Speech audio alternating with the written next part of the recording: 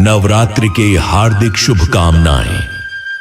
आइए नवरात्रि के छठे दिन की कथा सुनते हैं। मां दुर्गा के छठवें स्वरूप की कहानी। नव दुर्गा के 9 स्वरूपों में देवी के छठे रूप को देवी कात्यायनी के नाम से पूजा जाता है।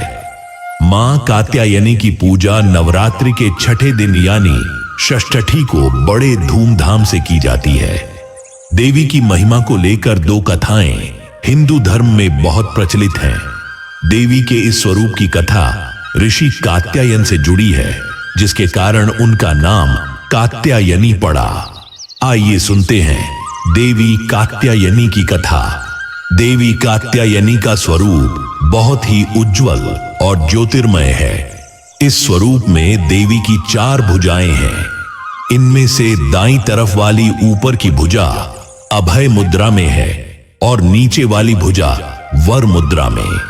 वहीं बाईं तरफ वाली नीचे की भुजा में तलवार और ऊपर वाली भुजा में कमल का पुष्प सुसज्जित है। देवी कात्यायनी का वाहन सिंह है। देवी कात्यायनी की कथा हमें देवी भागवत महात्म्य और मार्कंडेय पुराण में मिलती है। पुराणों के अनुसार कत नाम के एक बहुत ही प्रसिद्ध महर्षि हुए थे। उनके एक पुत्र थे जिनका नाम था ऋषि कात्य। आगे जाकर ऋषि कात्य के गोत्र में महर्षि कात्यायन का जन्म हुआ और ऋषि अपने तप के कारण विश्व प्रसिद्ध हुए।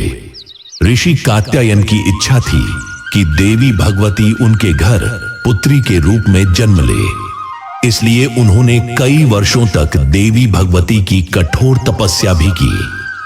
मान्यता है कि ऋषि कात्यायन की ऐसी एक निष्ठा तपस्या को देखकर उनसे प्रसन्न होकर देवी भगवती ने उनकी इच्छा का मान रखते हुए उनके घर में जन्म लिया।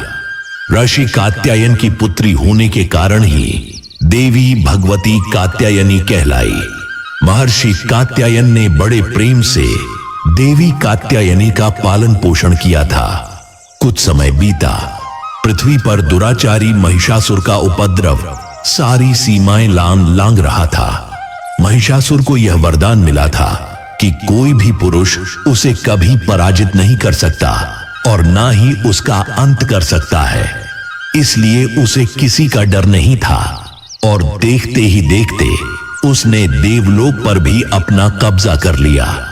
तभी भगवान विष्णु, प्रजापति ब्रह्मा जी और देवाधिदेव महादेव ने उसका विनाश करने के लिए अपने अपने तेज से मिली उत्पन्न किया। मान्यता है कि महर्षि कात्यायन ने इन देवी की सर्वप्रथम विधिवत पूजा की थी, इसलिए देवी को कात्यायनी नाम से जाना गया।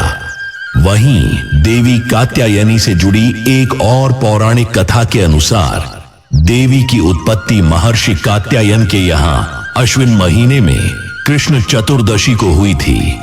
इसके बाद महर्षि ने शुक्ल, सप्तमी, अष्टमी और नवमी तक देवी की अपने आश्रम में विधिवत पूजा अर्चना की और दशमी को देवी के इस स्वरूप ने महिषासुर का वध किया था। यही कारण है कि देवी के इस स्वरूप को देवी कात्यायनी के नाम से जाना गया था। महिषासुर का अंत करने के कारण देवी को महिषासुर मर्दानी के नाम से भी जाना गया।